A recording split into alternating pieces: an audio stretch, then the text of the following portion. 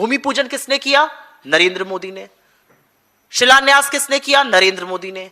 उद्घाटन किसने किया? नरेंद्र मोदी ने। प्राण प्रतिष्ठा किसने की? नरेंद्र मोदी ने। ध्वजारोहण किसने किया? नरेंद्र मोदी ने। ट्रस्ट किसने बनाया? नरेंद्र मोदी ने। किसने उसमें चुन चुन के सदस्य डाले? नरेंद्र मोदी ने। ट्रस्ट को आरटीआई से बाहर किसने किया? नरेंद्र मोदी ने। तो जब आपने ये सब किया, तो अब जब चंदा चोरी हो रही है, जब खिलवाड़ हो रहा है आस्था के साथ, जब आस्था पर प्रहार हो रहा है, तो आप चुप कैसे रह सकते हैं? आप विश्वगुरु बनने चले थे, आपने विदेश नीति चौपट कर दी। आप बनने चले हिंदुत्व के ठेकेदार, आप धर्म के साथ विश्वासघात कर रहे हैं। ये धोखा है और आप धोखेबाज है धर्म के। आपने तो शंकराचार्यों को भी आने नहीं दिया वहां पर। जो हिंदू धर्म के शिरोमणि शंकराचार्य हैं, उनको आने पर रोक लगी, क्योंकि मोदी जी को सब कुछ करना था, मोदी जी को टीवी पर छाना था, मोदी जी की छवि सुधरनी थी, मोदी जी को श्रेय लेना था। तो जब श्रेयजीवी आप थे, आज जब इतना बड़ा चोरी और घोटाला और महापाप सामने आया, तो आप चुप कैसे हैं? आप कैसे सेशंस घूम रहे हैं? आप कैसे गलत स्पेलिंग वाले अवार्ड ले रहे हैं? आप जाके वहां पर $175 मिलियन डोनेट कर रहे हैं, आपको फर्जी अवार्ड दिए जा रहे हैं, जो ना आपसे पहले ना आपके बाद किसी को दिए जाएंगे, जैसे इजराइल में हुआ, जैसे फिलिप कोटलर के साथ हुआ। अयोध्या में महापाप हुआ है। अयोध्या में 100 करोड़ हिंदुओं की आस्था पर ऐसा प्रहार हुआ है जैसा इतिहास में कभी नहीं हुआ था। अयोध्या प्रभु राम की नगरी, मर्यादा पुरुषोत्तम, न्याय के, धर्म के, प्रतिष्ठा के प्रतीक प्रभु राम की नगरी अयोध्या में जब इस तरह का घोटाला होता है, तो वो 100 करोड़ हिंदुओं की आस्था पर सबसे बड़ा इतिहास में हमला है। और इसीलिए मन में एक सवाल आता है और मन में एक बात आती है, क्या यह सच नहीं है कि भक्तों का पैसा खा गए बीजेपी के चोर और रामलला को लूट लिया? यह है इनका दौर। और शुरुआत में एक और सवाल से करना चाहती हूं। प्रधानमंत्री मोदी जी भूमि पूजन करेंगे, वही शिलान्यास किया उन्होंने ही उद्घाटन किया, उन्होंने ही प्राण प्रतिष्ठा करी, ध्वजारोहण भी मोदी जी ने किया, ट्रस्ट भी मोदी जी ने बनाया। और जब चंदा चोरी की बात आई, तो मोदी जी सेशल्स में एक अवार्ड खरीदने में व्यस्त थे, जिसकी स्पेलिंग भी गलत है। शायद देर रात को लौटे हैं, आप लोगों को तो खैर सवाल पूछने का मौका उनसे नहीं मिल पाता है, लेकिन इस देश में कोई तो पूछेगा ना उनसे कि आप सारा श्रेय लेना चाहते थे।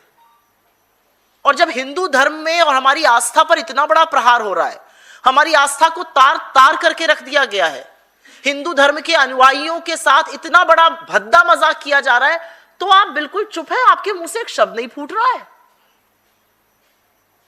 आप हिंदुत्व के स्वयंभू ठेकेदार बनते थे, और आज प्रभु राम के दरबार में मची लूट को देखकर जो आपके लोगों ने की है, आपके सबसे ट्रस्टेड लोगों को आपने इस ट्रस्ट में डाला था, आप चुप है? क्या हिंदू धर्म की, हिंदू अनुयायियों की, हिंदुओं की आस्था की ये इज्जत है आपके मन में? चंपत राय बंसल कोई महासचिव नहीं थे, वो तो पूरे राजा आदमी थे भैया। एक एजेंसी, सिक्योरिटी एजेंसी उनकी थी, 400 लोग उसमें कार्यरत थे। महीने का 1 करोड़ मतलब साल का 12 करोड़ रुपए उस सिक्योरिटी एजेंसी को दिया जाता था। वो सिक्योरिटी एजेंसी बीजेपी के एक्स एमपी बिहार के कोई है, उनकी सिक्योरिटी एजेंसी है। 400 निजी कर्मी, सुरक्षा कर्मी उस मंदिर में चंपत राय की सुरक्षा करते थे, और वो उस रूट पर भी तैनात रहते थे जहां पर गिनती होती थी, जहां से पैसा बैंक जाता था। तो सबसे बड़ा सवाल यह है कि केंद्र की सुरक्षा बल तैनात है, राज्य का फोर्स तैनात है, तो ये 400 निजी सुरक्षा कर्मी 1 करोड़ रुपए महीने पर क्या कर रहे थे? चंपत राय जी को अगर राजा बनना ही था, तो चढ़ावे और चंदे से राजा बनने का उनकी इच्छा पूरी की जा रही थी। उनका जीवन में और वो क्या क्या करते थे, उनकी क्या प्रेफरेंसेस थी, अदरवाइज मैं उस पर चर्चा नहीं करना चाहती। वो लोग बोल ही रहे हैं तो आरएसएस के बारे में पुरानी बातें कही जाती हैं। लेकिन हाँ, मेरे मन में यह सवाल जरूर उठता है कि ये निजी सुरक्षा कर्मी क्या कर रहे थे उनके लिए। श्री राम जन्मभूमि तीर्थ क्षेत्र ट्रस्ट और स्टेट बैंक ऑफ इंडिया ने मिलकर एक एसओपी, स्टैंडर्ड ऑपरेटिंग प्रोसीजर तैयार किया था। ऐसे ऐसे गिनती होगी, ऐसे ऐसे इसका नोट की गड्डियां बनाई जाएंगी, ऐसे ऐसे ये बैंक आएगा, इन लोगों को एक्सेस होगा, इतना इतना सीसीटीवी कैमरा पर कैप्चर होगा। और खबरों के मुताबिक उन नियमों का पालन भी नहीं किया जा रहा था।